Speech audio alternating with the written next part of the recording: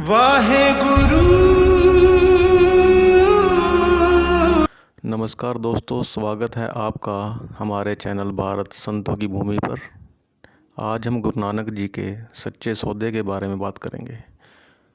गुरु नानक जी की उम्र 17 वर्ष हो चुकी थी।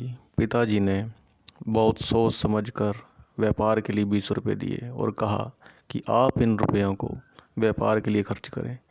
मुझे उम्मीद है कि आप एक दिन बहुत बड़े व्यापारी बनेंगे।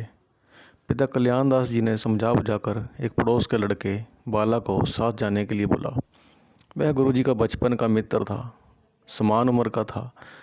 पिता कल्याण दास जी ने एक विशेष आदेश दिया कि बेटा, कहीं धोखा नहीं खाना, सच्चा सौदा ही करना जिसमें मुनाफा निश्चित हो। गुरुजी और बाला घर से चल पड़े।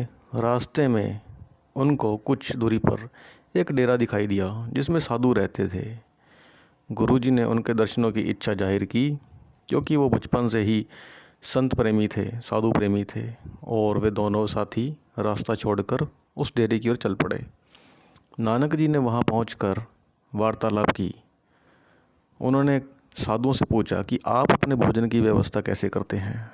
तो उनमें से एक साधु ने बोला कि जो कोई हमें दान दे जाता है या कुछ दक्षिणा दे जाता है, उससे ही हमारा गुजारा होता है। कई बार तो हम भूखे भी रह जाते हैं। तो गुरु नानक जी ने कहा कि हम आपको 20 रुपये देते हैं, आप अपना गुजारा करें, इन रुपयों से अपनी सामग्री खरीद कर लाएं।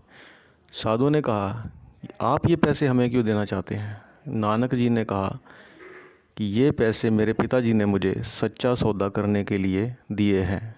मुझे नहीं लगता कि इसमें सच्चा सौदा कोई और हो सकता है। तो साधु ने कहा कि हम पैसे नहीं ले सकते, अगर आपकी इच्छा है तो ये अनाज भोजन ला दो, हम उसे तैयार कर लेंगे। ये सुनकर गुरुजी ने मोदी खाने की ओर रुख किया। वहाँ पर बैलगाड़ी में रस्त और सामग्री लदवा कर साधुओं के लिए ले आए और बाद में वे घर वापस चल पड़े। घर पहुँचने पर जब पिता कल्याण दास जी को इस घटना की जानकारी हुई तो वो क्रोधवश गुरुजी की ओर चल पड़े। तो उन्होंने एक चपत लगा दी।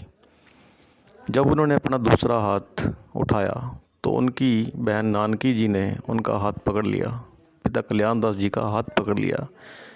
ये बात पूरे तलवंडी नगर में आग की तरह फैल गई। वहाँ के नवाब राय बुलार ने गुरु नानक जी और उनके पिताजी को बुलावा भेजा। जब गुरुजी और कल्याण दास जी वहाँ पहुँचे तो उन्होंने उनके पिताजी को कहा कि आप व्यर्थ में ही क्रोध करते हैं। मैंने तो पहले ही कहा था कि ये कोई साधारण बालक नहीं है। ये जो भी कार्य करे उसमें रुकावट मत डालना।